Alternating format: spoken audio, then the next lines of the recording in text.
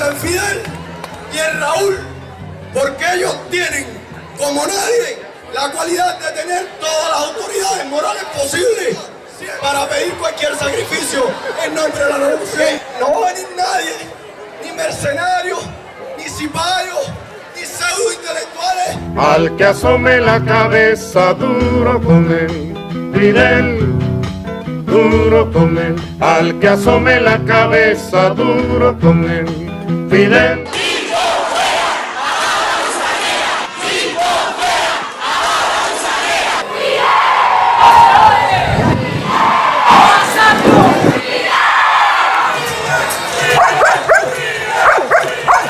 No los queremos, no los necesitamos. Quien piense seguir aquí, conspirando a todo tren, que recuerde por su bien que el paredón sigue ahí. Los actos de repudio han sido como una sombra. Por donde quiera que pasó la revolución, pasó el acto de repudio. Y a veces dejó muertos atrás. Ocurrió en la época del Mariel, en el año 80. En ese momento yo estaba activo en las Fuerzas Armadas. Comienza la población, muchos ciudadanos, a meterse dentro de la Embajada de Perú, y es un poco que se desborda. Y en ese momento empiezan los vecinos, instigados por los comités de defensa, o los comités de defensa manipulados por el gobierno, empiezan a hacerle actos de repudio a la gente que se va. Desde mi balcón yo veía a un vecino mío, y el acto de repudio en sí era las personas del barrio frente a su casa ofendiéndolo. Porque estaba de moda lanzarle juegos a esta gente. Esas personas, una semana atrás posiblemente estaban hablando con ese muchacho con toda tranquilidad y sin ninguna hostilidad y ninguna animadversión de ningún tipo, ¿no? Y en ese momento se transformaron enseguida. Era como si lo hubieran odiado toda la vida. E inmediatamente que uno de los vecinos del barrio, Carlos Berenguer, Carlitos que le decían, anunció que se iba del país, se organizó todo por centros de trabajo, personas para ir a hacerles repudio. Ya no son los psiquitrillados los que se van porque les quitaron la tierra, porque les quitaron las casas, ni mucho menos, sino porque les han quitado la fe. Y otros porque no creen sencillamente en el comunismo, sencillamente no se lo tragan. Son largos videntes, tipos que se dan cuenta de que eso es contra natura. Lo de Carlitos se convirtió en mañana, tarde, noche, madrugada, tumbadoras, altavoces, no dejaban dormir al barrio, pero además los oprobios que le decían un hombre que hasta el día anterior había sido militante del partido, había tenido un alto cargo en el puerto, y de pronto era un traidor, lo insultaban y le decían oprobios de todo tipo, de su mujer, de él, con sus hijos dentro de la casa. Le cortaron el agua, la electricidad y le prohibieron al bodeguero que le suministrara los víveres. O sea, fue un acoso total con ese hombre y esa familia. Yo no entendía por qué la gente, de dónde esa gente sacaba la rabia, el odio para hacer esas cosas. ¿Y quién le daba esa autoridad para hacerlo? Fueron traídos aquí en camiones y autobuses. Esto ha sido estimulado por el gobierno y el ministro de Relaciones Exteriores no contesta mis llamadas. Esto no fue espontáneo. A nadie se le ocurrió coger 4 palos y darle palos a los vecinos. Eso no es así. Sin lugar a dudas que fueron orientados y organizados por el partido y por las organizaciones gubernamentales, por las organizaciones políticas, y se crearon los grupos para que se hiciera. ¿Qué sucede? Que como lo masificaron tanto, o sea, quisieron incorporar a tantas personas, se les fue de la mano. Y llegó un momento en que ya prácticamente cualquier persona cogía un palo y al vecino, al otro, a cualquiera, la violencia se instauró. Y yo me acuerdo bien que te decían, tu papá o tu mamá tienen que llevar un bate, porque no puedes estar tú solo, y ellos no pueden ir sin arma con que defenderse. Y vino un día llorando y me dijo, tía, mira lo que pasa, la directora nos reunió a todos los alumnos en el patio para repartirnos piedras y palos, para que le cayéramos a pedrada y a palazo a un profesor haitiano, magnífico profesor de esa escuela, que él distinguía mucho a mi sobrina, y me dijo mi sobrina, yo no puedo hacer eso, tía. Digo, no, tú no puedes, no, tú no lo vas a hacer. Yo tenía 10 años, yo estaba en el balcón de la antigua casa, la casa de mis abuelos, donde vivía junto con mis padres, y venía corriendo un hombre por la calle, abajo, y un grupo de personas atrás con palos, con piedras, venían gritándole, párate escoria, no se me olvida nunca, párate escoria, párate ahí, párate escoria. No sé si le dieron alcance. Bueno, a ese pobre profesor haitiano lo arrastraron desde ahí, desde 21 hasta Potín, hasta Línea, y la cabeza le iba dando en los contenes. Y veo que vienen 3 ciudadanos con cadenas en las manos, como a 200 metros donde nosotros estábamos. Y yo le digo a uno de los oficiales, digo, hazme el favor, ve a ver a estos ciudadanos y diga que vengan acá. Y le digo, ¿a dónde ustedes van? No, nosotros estamos buscando los traidores que se van para darle golpe. Digo, ¿y quién les indicó a ustedes que tenían que hacer? No, nosotros nos reunieron en el partido y nos dijeron que le diéramos con cualquier cosa. Digo, sí. Digo, hazme el favor. Me dejan las cadenas dentro del jeep. No, pero es una orientación del partido. Digo, me dejan las cadenas dentro del jeep o los monto ustedes en el jeep y se van con las cadenas. No está autorizado que nadie ande, por lo menos en el punto de control que yo tengo, nadie puede andar, ni con cadena, ni con palo, ni con nada de eso. Yo decía, ¿qué está pasando? Esa gente lo que se quieren es ir, esa gente no va a agredir a nadie. Esa misma gente que hoy en día mantiene al país en pie, mantiene al país enviándole remesas, etc. El CDR decía que los que vivían en la casa no podían salir a los portales, porque en los portales la gente se quedaba a dormir de otras provincias que venían por montones. En definitiva, se autoriza ya la ida por el Mariel. Y para la gusanera ni una solitaria toalla, metralla, mucha metralla, para la conspiradera, al que asome la cabeza duro con él, Fidel, duro con él. Y ya después empezaron los actos de repudio contra la disidencia, contra los que no estaban de acuerdo, los que no pensaban igual que el gobierno, los que se rebelaron, los primeros, donde se cometieron salvajadas. En el año 1993, a Teresa Fernández, que había sido mi mujer, yo tenía un hijo con ella, Rubén. Ella estaba casada ya en ese momento con un científico llamado Rolando Roque Malherbe. Había sido el introductor de la zeolita aquí y demás. Y cuando llega el periodo especial ocurre que se trancan los presupuestos para la investigación y entonces él plantea que tenía contratos para varios países y le dijeron que no. Y entonces como el tipo no encontró aquello razonable, ni mucho menos, todavía no se había ido ningún científico de Cuba, no lo habían autorizado.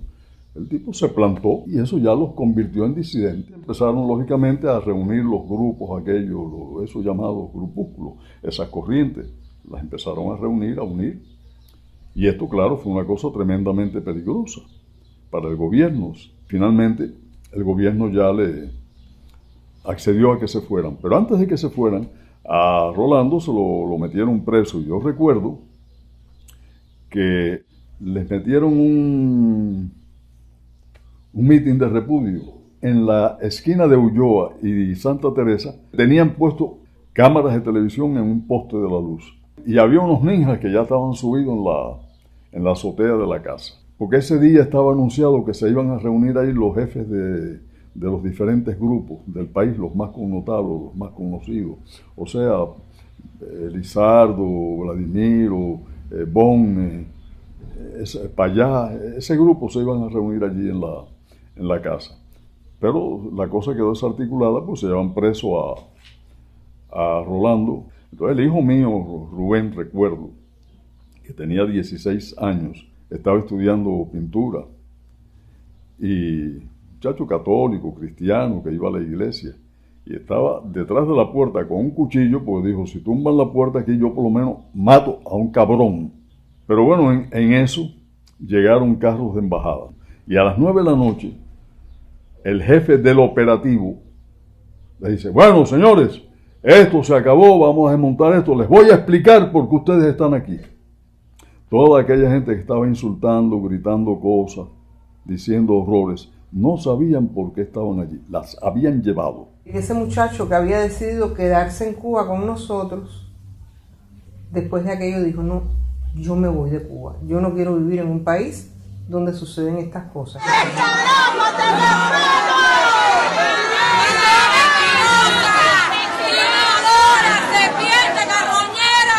Supe por un tuit que frente a la sede de las Damas de Blanco estaban haciendo un mitin de repudio y me metí en un bulto de gente.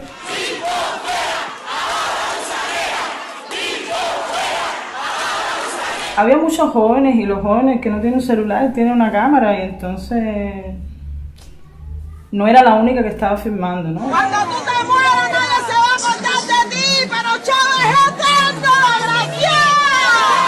Mira, si no es por el 10 de octubre todavía te están dando látigos sin vergüenza, descarada. Debería darte pena con la peluca vieja esa. Pero una vez que yo estaba adentro, yo empecé a sentir un terror. Porque... Dice Marisa que dejen entrar para meterle golpe.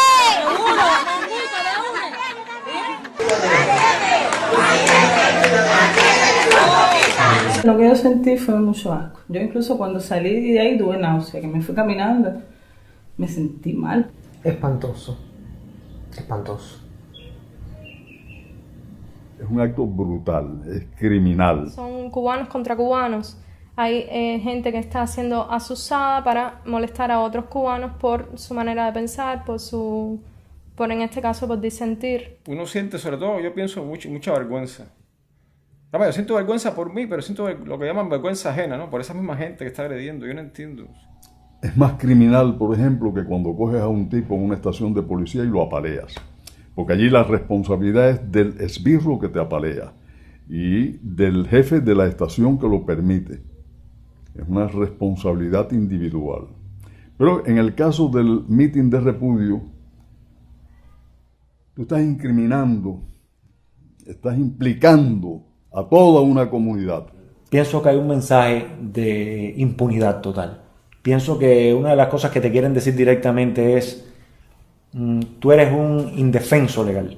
Es importante señalar que la labor fundamental de los actos de repudio es amedrentar a la sociedad, amedrentar a todos los ciudadanos y sobre todo exacerbar el odio, exacerbar ese sentimiento de rechazo, de repudio hacia otro ser humano simplemente porque piensa distinto, porque piensa diferente. Fidel Castro y Raúl Castro han hecho de la nación cubana su laboratorio y en él han manipulado y exacerbado los sentimientos más turbios de la naturaleza humana. Los actos de repudio son parte de esto. Han tenido como objetivo marcar como apestados a personas libres, a personas que no son autómatas ni programables por ese régimen, para evitar que contagien a la gran masa de obedientes. El mitin de repudio, de algún modo, pretende que todo el mundo pinche, para que todo el mundo se sienta partícipe. Y entonces todo el mundo esté obligado a defender. Como todo el mundo se siente culpable, es acabar con la inocencia de la gente, es implicarla. No tienes por qué fusilar a 1 millón de personas. Simplemente fusilas a uno delante de 1 millón de personas y es ejemplarizante. Toda dictadura comienza con grandes sacrificios humanos, con grandes pogromos de sacrificios humanos, fusilamientos, campos de concentración como el Cuba en la Unión Soviética, la ex Unión Soviética, y luego la gente se queda con eso grabado y lo transfiere a la generación que le sigue o a la que nace después. El miedo a algo intangible, algo que no pueden definir qué es. Esa es la dictadura de conciencia y los actos de repudio son una herramienta de esa dictadura de conciencia con la cual se sostiene un poder político de las características que está ahora mismo gobernando Cuba. Vi un documental escalofriante, Los fantasmas de Ruanda, y me llamó la atención que a los Tutsi, que fue el grupo terriblemente masacrado, les llamaban cucarachas. Aquí en Cuba se llama gusano a las personas que disienten, que tratan de pensar y actuar libremente. Hago este paralelo porque el genocidio que ocurrió en Ruanda, esa guerra civil devastadora, es el resultado de un germen de odio que se inocula y que hace, como es el caso de Cuba, que un ser humano llame a otro gusano. Caballeros, no hay razón, que no hay razón, caballeros, de que se le pongan peros a nuestra revolución. Al que asome la cabeza, duro con él, Fidel, duro con él. La Declaración Universal de los Derechos Humanos, de la cual Cuba es signataria, y que la Revolución Cubana, a partir del 1 de enero de 1959, ha convertido en su principal misión garantizar los derechos básicos para todos los cubanos sin distinción de credo, raza, sexo, opinión pública. Mandela es un ejemplo insuperable para América Latina y el Caribe, que avanzan hacia la unidad e integración en beneficio de sus pueblos, respetuosos de su diversidad, con la convicción de que el diálogo y la cooperación son el camino para la solución de las diferencias y la convivencia civilizada de quienes piensan distinto. Los días 10 y 11 de diciembre celebraríamos un evento destinado a la discusión, al debate sobre los derechos humanos. El evento se llamaba Primer Encuentro Internacional sobre Derechos Humanos y Pactos de la ONU, y celebraríamos paneles, una exposición de carteles sobre el tema y también un concierto de clausura. Sabes que es una reunión pacífica, que era un evento pacífico, que era un evento incluso para celebrar el 65 aniversario de derechos humanos. Estábamos previamente avisados de que iba a ocurrir algo por el estilo, acto de repudio, pero bueno, no sabíamos cuán grave iba a ser. Poncharon los neumáticos del carro de Antonio y llegaron incluso hasta arrojar orina dentro de los asientos. El día 9 de la tarde ya empezamos a sentir los efectos de la represión. Intentaron arrestarme y conducirme con un grupo de amigos a una estación de la policía. Supimos que varios amigos fueron visitados. A mi casa fueron 2 agentes de la seguridad del Estado a amenazarme para que yo no viniera al encuentro, diciéndome que iba a suceder un acto de violencia. Algunas personas ya habían sido arrestadas, otros habían sido alertados, algunos tenían sus casas sitiadas. Evidentemente la idea era lograr que muy pocos o ninguno pudieran llegar a las inmediaciones de la casa. Antonio hizo una carta a Raúl Castro responsabilizándolo por cualquier posible episodio violento durante la celebración del evento. El 9 de diciembre ya había un cerco policial de varias cuadras a la redonda que yo misma pude documentar subiéndome al techo y filmándolo incluso en la madrugada. Nosotros compartimos en Alemania en el Festival del Vira. Sí, hace una pila de años. Sí. Qué hola. ¿Y qué tienen montado ya cosas por ahí? Sí, eso está en la casa de policía, ahí hasta allá y con la bombita para arriba, frente del título de las familias, gente. Tuviste que llegar, estaba bailando. Bien. Yo no esperaba de que hubiera algo tan horroroso. Yo estaba asustado, tenía miedo. Una casa sitiada donde nadie podía entrar o salir. Yo no sé si llamar a eso un acto de repudio, porque ante todo parece algo así como una operación militar. Esta vez yo lo vi un poquito más exagerado que de costumbre. Era para enmascarar el atropello que ellos estaban preparando y que estaban cometiendo. O sea, que era no dejar entrar a nadie al estado de SAT ese día, que era un día muy importante, era el día de la Declaración Mundial de Derechos Humanos, ¿no? Me tiraron casi al piso, recibí ese toletazo tan fuerte en la cabeza. Fue de espaldas incluso, no sabía ni cómo, o sea, que no tuve tiempo ni de defenderme, ¿no? Me rompieron el cartel que yo tenía que decía: yo me opongo a la violencia. Pero bueno, después vino una orden, parece mayor, donde me sacaron de la patrulla a mí y me dijeron, señora, la vamos a dejar entrar porque usted tiene unas 2 niñas de 7 años ahí dentro, pero le queremos decir que cuando se forme lo que se va a formar, usted no se vaya a alterar ni vaya a haber problemas, trate de cuidar a sus hijas. Fue lo que me dijeron, eso me lo dijeron.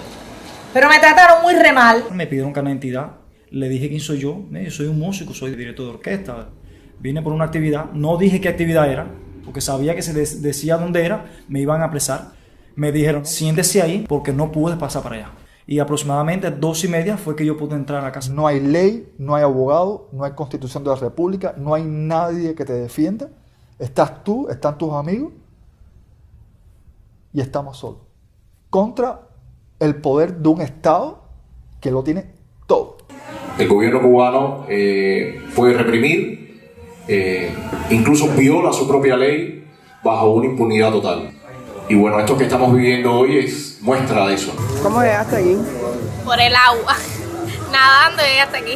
Porque cuando llegamos ahí a la entrada, ahí en la esquina, nos detuvieron y ya nos pidieron carnet entero y nos dijeron que no íbamos a entrar, que viráramos para la casa.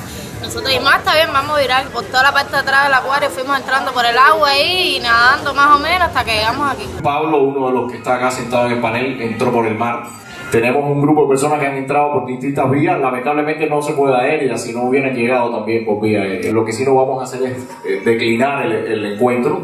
La idea del panel es para hablar sobre la prensa, los nuevos medios y los derechos humanos. Hoy, 10 de diciembre, se conmemora el Día de los Derechos Humanos y Cuba puede demostrar al mundo resultados loables en materia de derechos humanos sin la pretensión de exhibir una obra perfecta, ni tampoco concluida, porque desde que triunfó la revolución en 1959, colocó a las personas en el centro de atención del Estado y la sociedad, porque rinde culto a la dignidad plena del hombre. Lo enmascaraban el acto de represión y el asedio con un acto cultural. Por lo tanto, paralelamente funcionaba y participaban oficinas del Estado como el acuario que estaba cerca aquí, el Partido Municipal de Playa, la Juventud Comunista de Playa.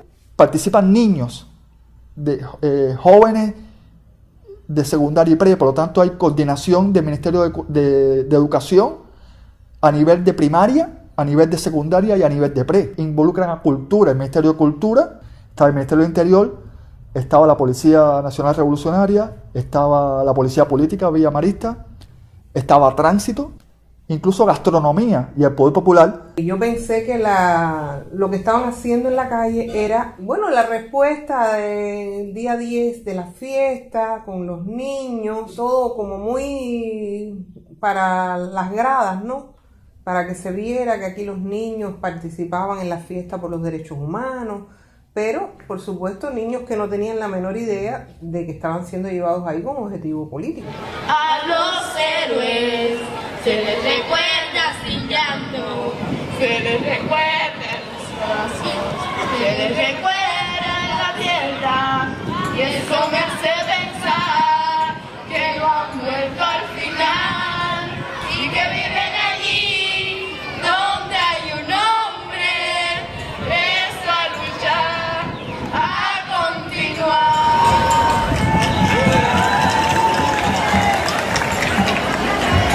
Yo nunca esperé que frente a la casa estas cosas se iban a armar.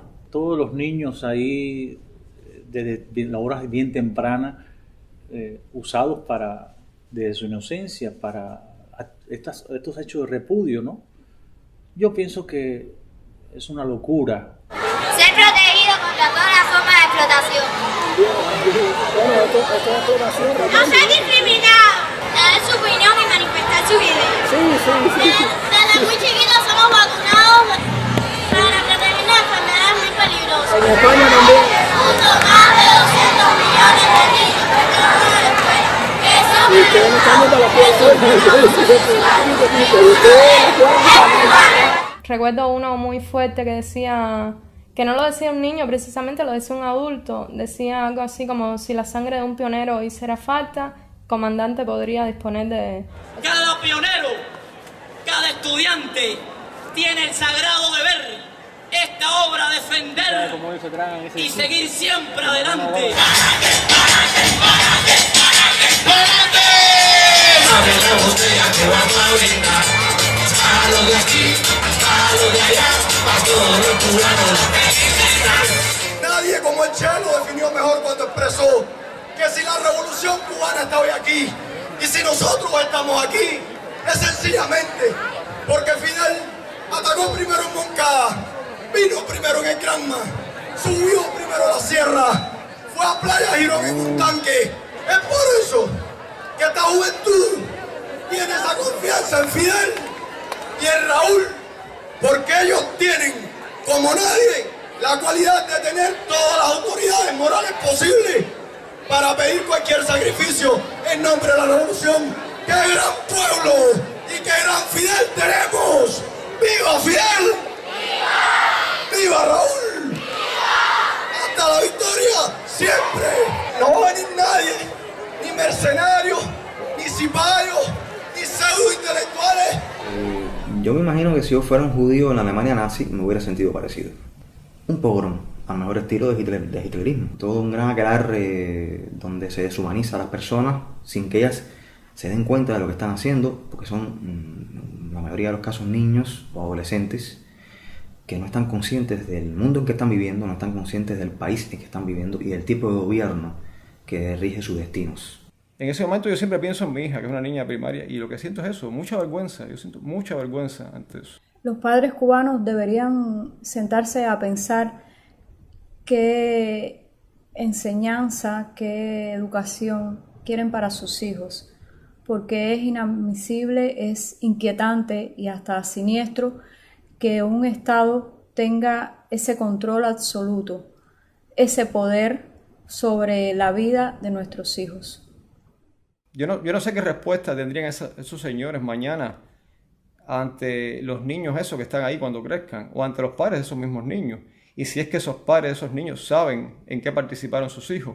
Y yo lo último que quiero es que un día le diga a Isabel qué hicieron en la escuela y me diga, no mamá, fuimos a una actividad a casa de no sé quién, a tal calle, y gritamos y hicimos tal cosa, porque yo veo que pasa, cogen a los niños, los montan en una guagua, lo que aparezca, y se los llevan a estas actividades sin la autorización de los padres. En los actos de repudio frente a la sede de Estado de SATS los días 10 y 11 de diciembre del 2013 se utilizó a menores que fueron sacados de sus escuelas y traídos a un supuesto evento cultural y deportivo que tenía un trasfondo represivo. Alrededor de esos niños estaban agentes de la seguridad del Estado vestidos de civil y luego esos mismos agentes ejercieron violencia sobre ciudadanos pacíficos delante de esos niños.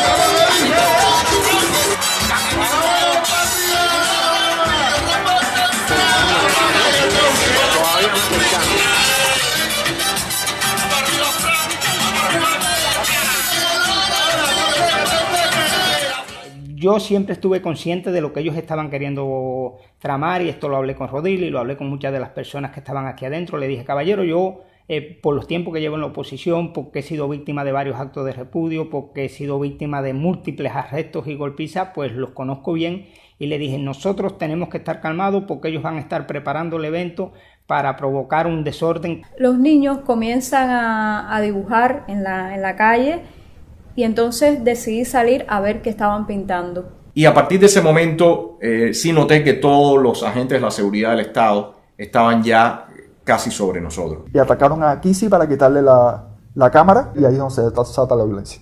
Saben de economía, urología y de medicamentos, la burocracia de psicología para poder distender los momentos. Pero el Parlamento abrió las puertas del armario, un mitre de poetas por un premio literario. La Radio Nacional Fondel. ¡Ay, qué rico! Vamos con una rica rumba. Dice así. El necio, el Silvio Rodríguez.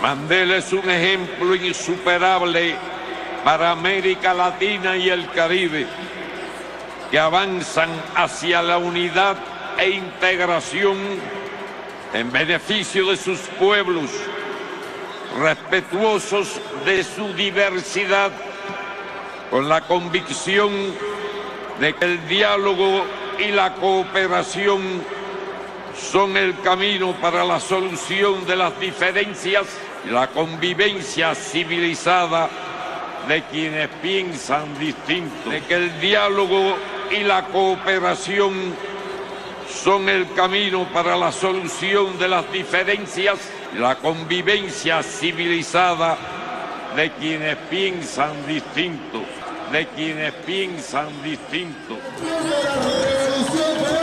Pero también estamos celebrando un aniversario más de la proclamación de los derechos humanos.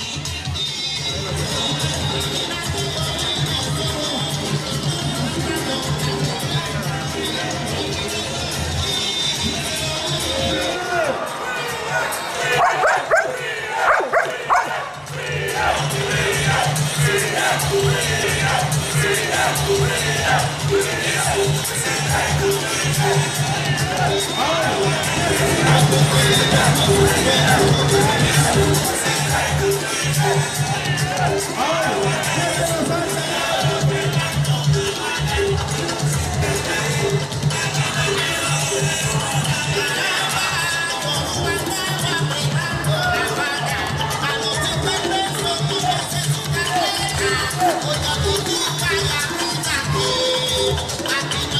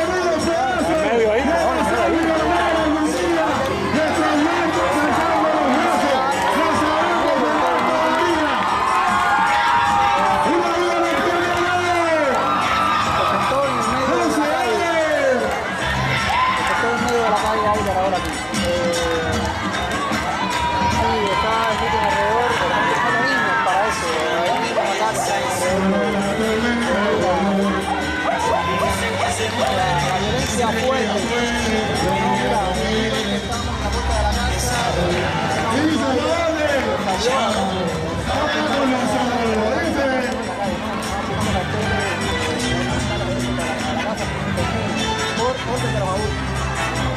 a partir de esa situación que se dio con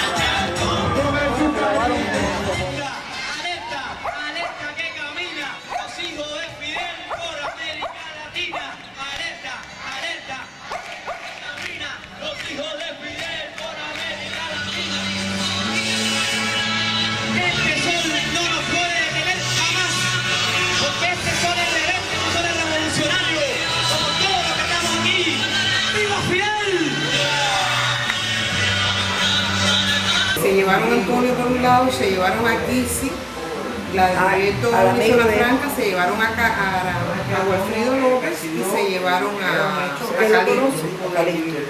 Los movieron en direcciones diferentes y Antonio no sabemos dónde está. Ella sigue sentada en la calle esperando una respuesta.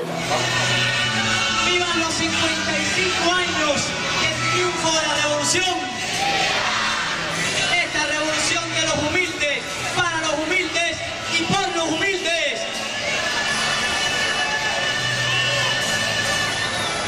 Y por esta revolución hay que darlo todo. Si nuestra sangre fuera necesario, también la daríamos, sin pensarlo dos veces. ¡Viva Cuba! ¡Viva! ¡Abajo el imperialismo! ¡Lo tenemos derrotado! ¡Tenemos el imperialismo derrotado! Porque la decadencia del imperialismo es más allá que su economía y su política. La decadencia del imperialismo es una decadencia moral.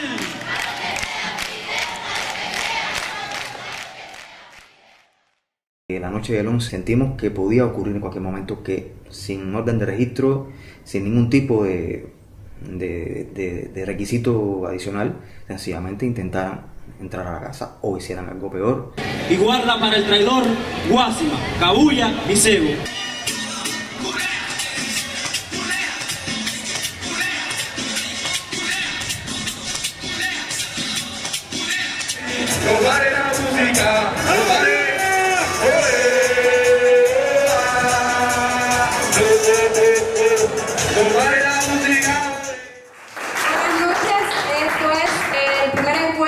Internacional sobre derechos humanos y pactos de la ONU. Ha sido fuerte la represión desde ayer.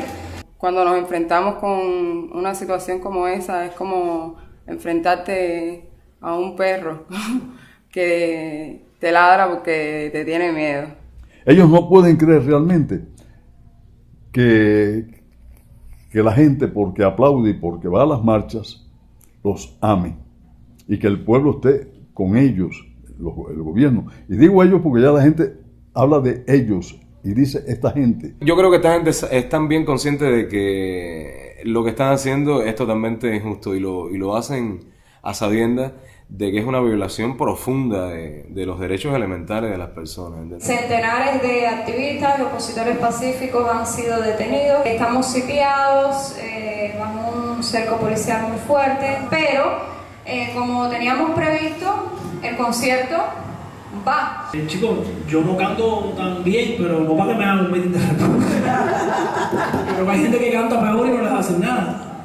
Hay gente que hasta canta el meeting de repudio y no hacen nada. Exacto, hay gente que hasta canta el meeting de repudio y después va y lucha una visa para Miami. Y durante tanto tiempo han envenenado a la población con que los que disienten son asalariados del gobierno americano, que están manipulados desde Miami por la mafia anticubana. No quieren escuchar a nadie.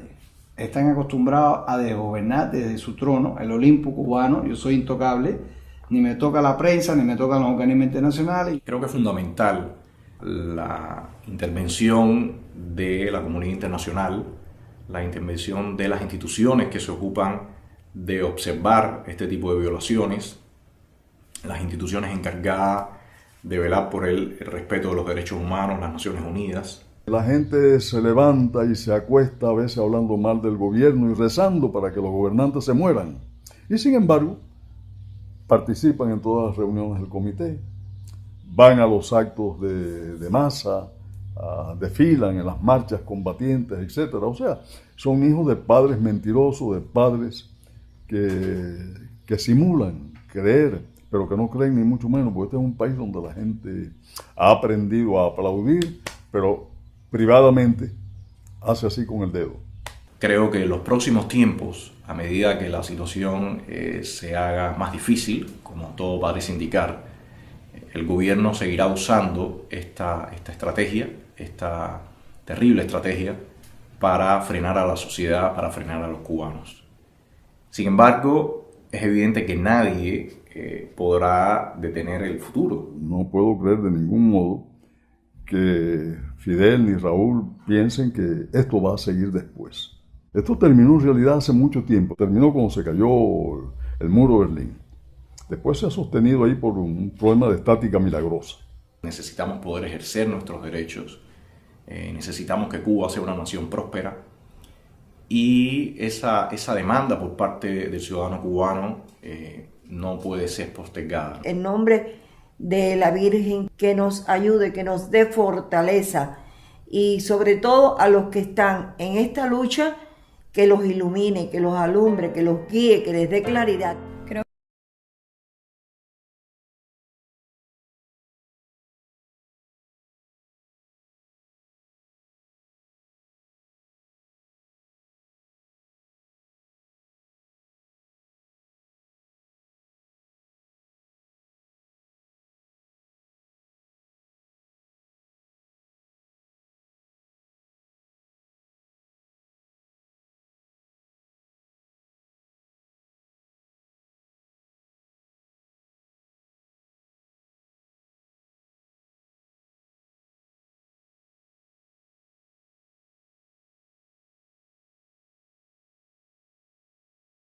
Este tipo de enfrentamiento, este tipo de violencia, Cuba cambiará y creo que ese debe ser el punto de mira.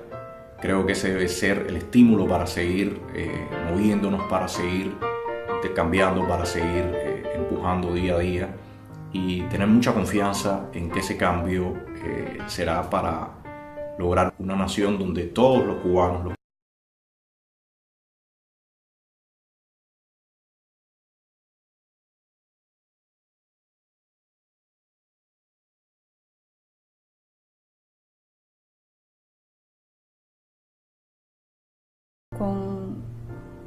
con ese algo de esperanza que nos queda, ayudar a reconstruir esta nación.